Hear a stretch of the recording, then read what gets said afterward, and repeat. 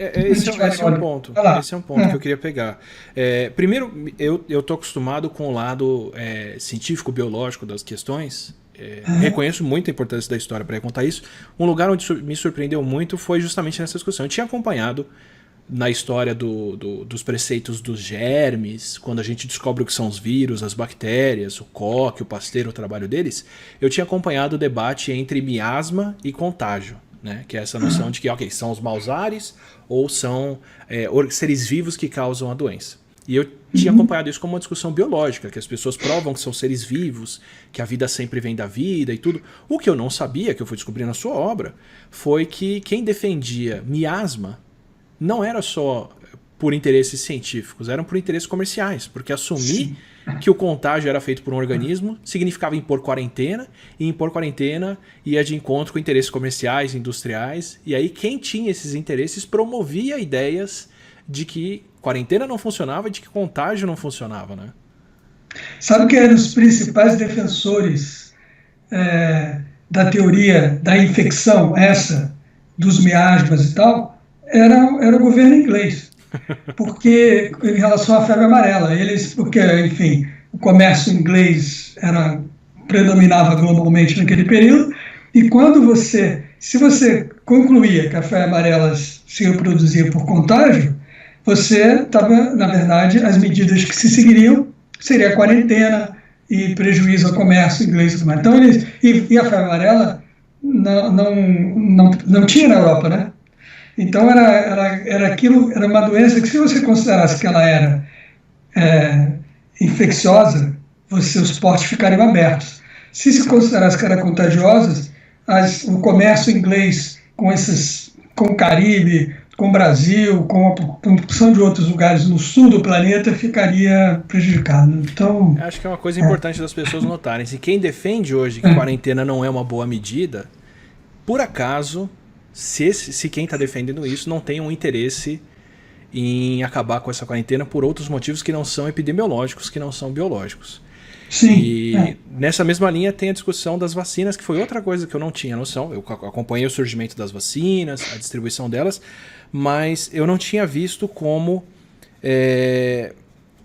Eu vou puxar isso um pouquinho, porque eu acho que o paralelo que a gente tem aqui é muito forte, né? Com o começo da vacinação, quando ainda não era um princípio claro, estabelecido, certo, de como a vacina protege as pessoas, de que a gente podia ter esse cenário de que a medida tomada pela metade dificultava que ela fosse tomada por completo. Então, talvez vacinar as pessoas contra a varíola usando a primeira vacina lá atrás, mais certa, que era a varíola bovina, né? A vacina, que a gente pegava uma infecçãozinha leve e com isso não desenvolvia varíola. Então, eu fiquei surpreso com esse ciclo de que você tem um surto de varíola, todo mundo se assusta, as pessoas perdem parentes, todo mundo entende a importância de se vacinar, correm para vacinar, começam a vacinar as pessoas, aí por causa da vacinação a varíola some, e aí aquela vacinação que é dispendiosa, que dá trabalho, que obriga você a ir voltar, furar o braço, fazer o processo de vacinação na época, começa a perder um pouco o sentido e as pessoas vão perdendo a noção de por que vacinar e deixam de vacinar. Aí volta a varíola e se tem o ciclo de novo. Me parece muito que a gente está fazendo agora um pouco com a quarentena. Então o Brasil adotou a quarentena cedo, se fechou, a gente não progrediu como Itália e Espanha progrediram, o que é ótimo, mas por não ter progredido para esse cenário, a gente deixa de ver a importância agora de manter essa quarentena por mais tempo. Quer dizer, a solução sabota a adoção dela por completo, né? Deixa eu bem, eu sempre brinco também que os historiadores gostam de complicar a vida, né? Deixa eu só complicar um pouco esse cenário aí. Eu acho que os motivos da resistência à vacina no início do século XX e tal eram vários, e alguns deles eram perfeitamente compreensíveis. Sim. Porque a história da vacina, isso é legal a gente conversar sobre isso, que até para a gente criar para as pessoas entenderem a dificuldade da ciência, né? A ciência não é coisa fácil, não tem resposta fácil, né? Então você pega o que aconteceu, na verdade. A vacina parece que começou bem, lá nas primeiras décadas do século XIX. Quando chega na metade do século XIX, uma porção de problemas começaram a ficar evidentes. Primeiro, pela forma como ela era feita, transmissão braço a braço, você pega o material de um vacinado, depois de 8 dias o cara tem que voltar, aí está com aquela coisa inflamada no braço, o médico vai, tira, o vacinador tira aquela pus, aquela serosidade ali e vacina o próximo. Eles não tinham como manter um organismo no freezer, então o que você podia fazer era pegar o vírus de alguém e passar para alguém. Exatamente. Mas aí o que acontecia? Transmitia, aí começou a ocorrer episódios de aparecimento, de epidemia de sífilis. Em seguida, uma campanha de vacinação. Porque era e aí os caras associaram, claro, toda doença que você vai pelo sangue, você podia passar naquele procedimento. Começa a surgir casos de pessoas vacinadas que pegam varíola. Aí eles descobrem que precisa revacinar depois de um determinado número de anos. Então há uma série de problemas que são problemas que vão surgindo e tal, que quando chega no final do século XIX, há uma consciência clara de que a vacina ela é eficaz, a ideia original e tal, mas ela tem sido aplicada, às vezes a linfa vacínica, que precisa ser aplicada, vinha contaminada do próprio vírus da varíola, causava doença ao invés de causar vacina, né? Ao invés de causar imunidade. Então, quando chega no final do século XIX, no caso do Brasil, por exemplo, não sei direito a história de outros países, nem que a resistência à vacinação ocorre em vários países, né? Você reorganiza o serviço. Aí você está num outro momento da medicina, né? A microbiologia, você tem mais condições de entender o que precisa fazer para transportar a linfa sem que ela se degenere, como sem que se cause doenças e tudo mais. E o serviço estava mais ou menos pronto para funcionar no início do século XX. Isso Só que aí é a cultura de quem faz o serviço, mas não das pessoas. Exatamente, né? Exatamente. Aí quando chega no início do século, mas aí qual era a experiência que as pessoas tinham tido, não é? Com aquilo nas décadas anteriores todas. E aí a coisa vem com uma... Aí tem outros fatores. Uma classe política dividida. Isso é muito... Também faz lembrar o que vivemos agora. Você não tinha esse absurdo do presidente trabalhando contra o seu ministro da Saúde. Não chegou a esse ponto. Não era a bandalha, não chegava a esse ponto. Mas você tem uma situação em que senadores importantes, deputados, dois grandes jornais do Rio de Janeiro, tá, se opunham à vacina, em nome do respeito aos direitos individuais, o que pode ser utilizado aí no caso também da quarentena, é utilizado, e porque havia essa sensação de que era melhor que a doença viesse e criasse imunidade. Também é uma coisa que se... Todo mundo vai pegar e depois todo mundo pegar. Todo mundo vai pegar e tal, exatamente. E um pouco naquela época tinha essa coisa que ainda tem hoje também, um eco, de darwinismo social, né? A ideia de que o mais aptos sobreviverão. Aquele cara, por exemplo, que tem passado de atleta vai sobreviver. E quem pegar é porque ia morrer de qualquer forma. Então, não adianta, se eu passar de atleta não vai ajudar. Mas era isso, a sobrevivência do mais apto. Mas então essas duas coisas combinadas, e aí, em termos da elite e tal, e havia outros motivos religiosos. Você tinha o candomblé, tinha o seu orixá dedicado ao varíola, o mulu e tal, essas comunidades, e uma truculência na aplicação da vacina.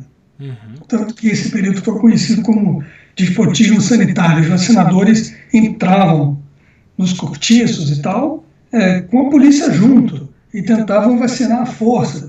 Todos esses elementos juntos resulta na grande revolta contra a vacina de 1904, que é seguido de uma tragédia, porque a pior epidemia de varíola que aconteceu na história do Rio acontece 4 anos depois, porque com a revolta de 1904, a vacinação para. 4 anos depois, não me lembro se foi 1908 ou 1909, você tem a pior epidemia de varíola na história da cidade, com 8 mil mortos. Quer dizer, a medida mal tomada, no fim, foi pior do que... Não, é isso. Eu acho importante enfatizar essa coisa esse momento assim, de muitas mensagens contraditórias, claro. Não é? Claro. E uma falta de esforço concatenado e tal, isso alimenta medos que as pessoas têm, que são normais. Né? Não sei se você lembra do episódio recente também, quando a gente tem a minha idade, coisas de 20 anos atrás são recentes. Mas você teve quando o governo federal, na gestão do Fernando Henrique Serra, ministra da Saúde, teve uma ideia ótima, evidentemente, que era começar a vacinar, vacina antigripe, né? Vacina para gripe. e a primeira ênfase, evidentemente, era nas pessoas de idade. E houve muita resistência, os idosos não queriam ser vacinados. Eu não sabia. Não, isso aconteceu. Vai lá nos jornais que você vai ler. Eu me lembro de muitos relatos na época. Mas por que aconteceu isso? A ideia de vacinar contra a gripe surgiu logo em seguida a uma discussão que durou meses a respeito de reforma da Previdência, de que havia o déficit da Previdência, enfim. Se você fosse uma pessoa de idade vendo aquele negócio, parecia que você estava sendo culpado pela catástrofe econômica do país, entendeu? Você tem um déficit na Previdência, culpa de que tem muita gente que se aposenta cedo, aquele discurso, né? Todo mundo se aposenta muito jovem, tem gente mais aposentada, e tal. Aí quando esse mesmo governo tem a ideia da vacina antigripal, que evidentemente a política certa e tudo mais, só que as pessoas tinham uma expectativa, de que esse governo iria... Desconfiança, né? Desconfiança, né? Eles estão querendo arrumar um jeito de matar os velhinhos para equilibrar a Previdência, sei lá o que eles achavam, né? Mas eu estou comparando um pouco a coisa da vacina antivariólica, quer dizer, quando ela vem e ela naquele período, tudo indica que ela tinha todas as condições técnicas para ser eficaz, mas pelo histórico anterior ali, as pessoas não acreditaram.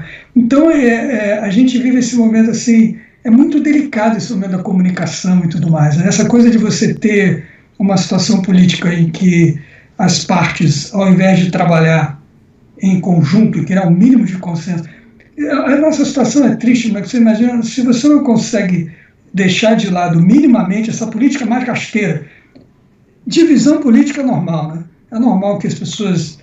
A boa discussão política, como é que você volta a economia, que condições são necessárias para a economia voltar a funcionar, atendendo aos requisitos de saúde pública que garantam que a epidemia não exploda.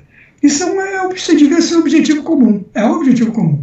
Mas quando uma coisa é posta contra a outra e vira motivo de política rasteira, de dissensão rasteira e tal, a gente fica numa situação de profundo pessimismo sobre o que pode acontecer no país. Eu queria pegar um paralelo seu do livro, inclusive, que eu achei muito interessante, que eu também nunca tinha feito ou visto, que é a questão de que quando foram fazer a vacinação de varíola recente, com a vacina moderna da década de 60, 70, né, quando esteve aquela grande campanha contra a varíola, que extinguiu a varíola, inclusive eu não tomei vacina para varíola por isso, porque a geração anterior à minha se vacinou toda e o vírus foi extinto.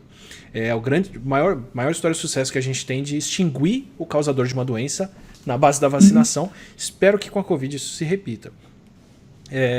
E quando chegaram na África, desculpa, eu só estou recontando aqui porque quero pegar a lição que me foi valiosa ali. E quando chegaram na África, em algumas regiões e alguns povos teve retração, o pessoal atacou os vacinadores, atacou os agentes de saúde, inclusive porque parte do sustento de certos grupos religiosos dependia das pessoas pegarem varíola e morrerem disso. E deixarem os bens para o pessoal que cuidava deles, né? Então essas pessoas foram contrárias à vacinação para não deixar sumir uma fonte de renda. E adotar a truculência e colocar o exército, colocar os policiais e mandar eles para abrir espaço para vacinação é mandar para essas comunidades um grupo que eles só viam vir recolher imposto e recrutar gente para exército. Então assim, não iam receber isso bem de qualquer forma, né? E a vacinação só foi acontecer de bom grado quando eles combinaram com os religiosos, conversaram, respeitaram as culturas locais, e aí foram bem recebidos e partiram para isso, né? Acho que esse tipo de discordância é muito nociva, né, entre autoridades, cultura local, o espaço das pessoas e qual o papel anterior que quem está chegando impondo uma resposta sanitária tinha antes para ser bem recebido ou não agora, né? Eu acho o relatório da Organização Mundial de Saúde sobre a campanha mundial de vacinação é um documento fascinante, né? Porque eles usam, na verdade, para começar, eles aprenderam que as equipes não tinham só médicos, vacinadores e tal, estavam cheios de antropólogos, né, cheio de gente, principalmente antropólogos, né? Porque a ideia era o seguinte, quer dizer, era isso que você falou, se você chegasse numa comunidade, houve exemplos de violência contra vacinadores, Quer dizer, eu preciso Se das você chegasse ciências numa sociais. comunidade, exatamente, se você chega num local e você é recebido com hostilidade, bem, aconteceu o caso dos vacinadores ser um caso, outro de serem assassinados, de violência contra eles. Aí você tem que falar, qual é a melhor estratégia? Às vezes era possível você conversar com líderes locais e tal e conseguir uma aliança e resolver o problema. Outras vezes, quando isso não era possível, eles usavam a coisa da ideia do cordão sanitário, né? Eles tentavam vacinar tudo em volta para deixar a coisa morrer ali. Ali todo mundo que tinha que ter varíola teria varíola, uns morreriam, outros sobreviveriam, mas o vírus morreria ali. Mas aí você, então, ao invés de ficar insistindo ou entrar à força e tal, o que eles faziam era tentar isolar aquele lugar, no sentido de vacinar tudo em volta. É um livro fantástico, o relatório, né, chefiado por um cara chamado Henderson. O relatório narra com detalhe como cada uma dessas situações foi vista. E eu acho que tem uma coisa bacana que eu acho nessa história, e que é um pouco que eu acho legal no diálogo que a gente está tendo aqui, né? Essa campanha de vacinação e de extinção da varíola, que é a única doença extinta por uma campanha da Organização Mundial de Saúde, conscientemente, ela funcionou, entre outros motivos, porque ela foi caracterizada por equipes interdisciplinares. Então você tinha os médicos, tinha os técnicos lá que faziam as vacinas, que tinha que ter a pistola, tinha engenharia na coisa e tal, e tinha os antropólogos, historiadores sociais informando quais são as concepções religiosas ali, qual era a história daquela comunidade e tal, que permitia bolar as estratégias e tudo mais. E a gente vive num mundo em que, por exemplo, bem, é claro que digamos assim, que em tese, pelo menos as ciências médicas, as biológicas e tal, são levadas mais a sério, mesmo com todas essas confusões que há. Mas, por exemplo, historiador, dúvida, né? Você sabe que o presidente acabou de vetar um decreto que foi aprovado por unanimidade no Senado para regulamentar o ofício de historiador. Não. E ele vetou. Ele vetou. Tudo bem que ele não gosta de historiador, afinal de contas, historiador, quando vê ditadura, chama de ditadura. Quando vê descalabro na saúde pública, ele vai chamar as coisas pelo nome. Mas dá um pouco essa ideia inclusive, nesse momento, é uma articulação mais geral, ela tinha a ver com essa política rasteira ser superada, mas também com esse entrosamento, essa revalorização do conhecimento em todas as áreas, porque um esforço para, por exemplo, qualquer política de quarentena de saúde pública dê certo, é um esforço de comunicação enorme. Né? Um esforço de comunicação enorme. Se você acha que decidiu por uma política, você vai enfiar a goela abaixo. Eu não consigo culpar as pessoas que não estão respeitando a quarentena agora por não estarem respeitando se elas não recebem uma comunicação que transmite a importância e que dá condições delas fazerem essa quarentena e seguirem em quarentena. Né? Não, exatamente. Essa mensagem contraditória e essa falta de liderança geral é o que mais preocupa na situação atual do ponto de vista do nosso preparo, né, para lidar com essa emergência de saúde pública que estamos vivendo. Né? E aí a saída no passado e agora é encontrar outros culpados de fora e transmitir. Né? Eu fiquei impressionado com ver o pessoal, por exemplo, falando, não, tal povo que está lidando bem com isso, foram eles que passaram a doença pra gente se dar mal com isso, em vários momentos da história, né? Foi aquela coisa que o Trump utilizou e também, como, enfim, se imita muito os temas que o Trump faz circular aí no Brasil, né, pelo governo e tal. Ele insistia em chamar o Covid de vírus chinês. Né? Foi interessante até isso tudo que você explicou no início, essa coisa dos continentes e tal, porque, como você separou entre por que esse tipo de situação ocorre em determinadas regiões do mundo e não em outras. Foi muito legal a sua explicação. Eu não sabia isso, por exemplo. Né? Aí você pega e vem, por que não acontece? Por que não faz sentido chamar? Sim, sim. O vírus não tem nacionalidade, é porque são outras condições, condições ambientais e que levam a essas situações se originarem em certos lugares. E acho que muitos dos problemas que a gente discutiu aqui vêm de antropomorfizar um problema natural, né, um desastre natural. Né? Então, a cólera foi trazida pelos brancos para eliminar os negros. A febre amarela foi trazida pelos negros como maldição para punir os brancos que os escravizaram. Tudo isso é uma interpretação nossa de intenção, né, para um fenômeno natural que, se a gente não tratar como fenômeno natural, não sabe combater. Né? E recentemente também, estou falando de novo recentemente de coisa dos anos 80, a epidemia de AIDS no início era chamada de gay cancer. Sim. Então, vírus chinês, gay cancer, as próprias denominações que as doenças adquirem às vezes são muito reveladoras dessas estigmatizações sociais, e isso aí não leva a nada, né? Eu quero muito pegar esse exemplo só para encerrar aqui da AIDS, que eu acho que ela tem uma lição muito importante, que é o seguinte: o vírus HIV infectava primeiro os gays, porque na época eram quem tinha mais transição social, mais parceiros e mais hábitos que permitiam passar o vírus, mas ele não perguntava qual era a orientação das pessoas antes de fazer qualquer coisa.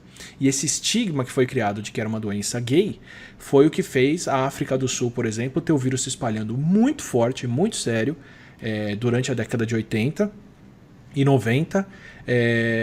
As pessoas achavam que não iam pegar porque são africanos heterossexuais e não brancos gays. E o Brasil e a África do Sul seguiram muito juntos até 90 e pouco, quando o Brasil adotou quais medidas?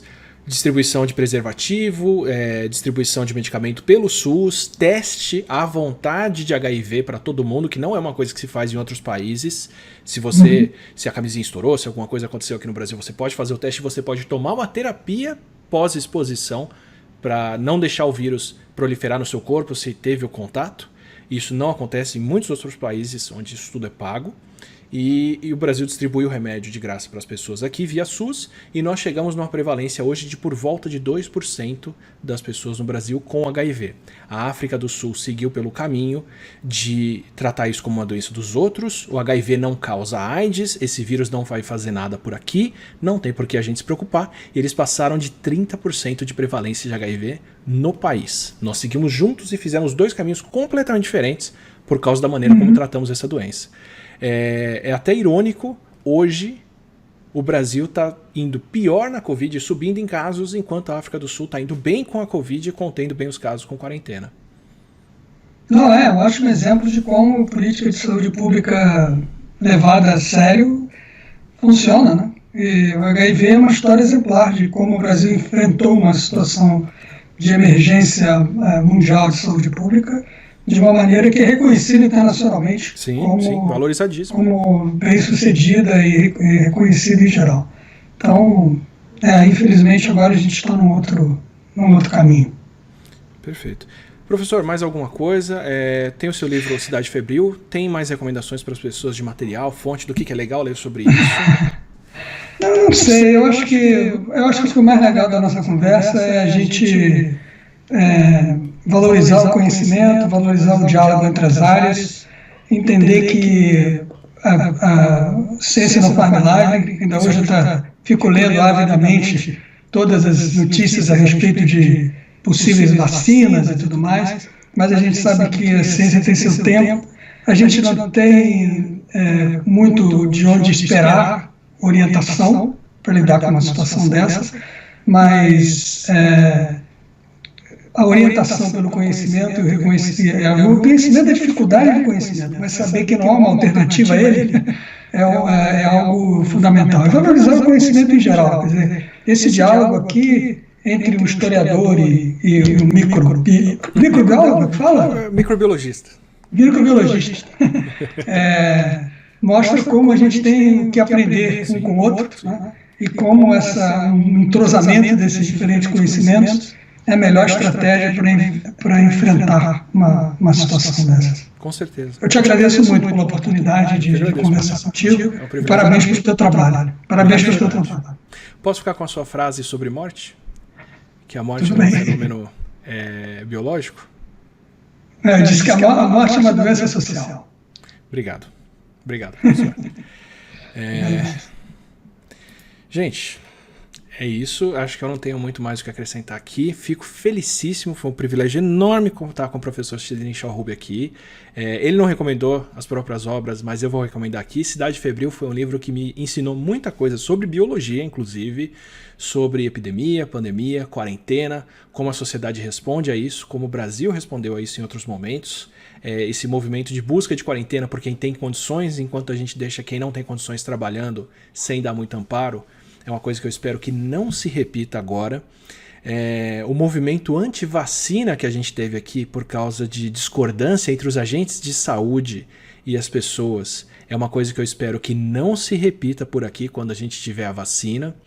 O movimento de tratamento de saúde mal feito ou mal implementado e mal comunicado, prejudicando um bom tratamento, é outra coisa que eu espero que não se repita por aqui, e é por isso que eu tenho falado tão pouco de tratamento, vacina e outras coisas aqui nas lives, porque a gente ainda não tem nada muito claro e eu não quero desgastar vocês com algo que vai ser resolvido, mudado, modificado lá na frente. Eu prefiro que a gente faça isso quando a resposta for definitiva e que a gente possa afirmar de fato, façam isso, como é o caso da quarentena, como é o caso do distanciamento social, que inequivocadamente ajuda, colabora e é o que salva vidas.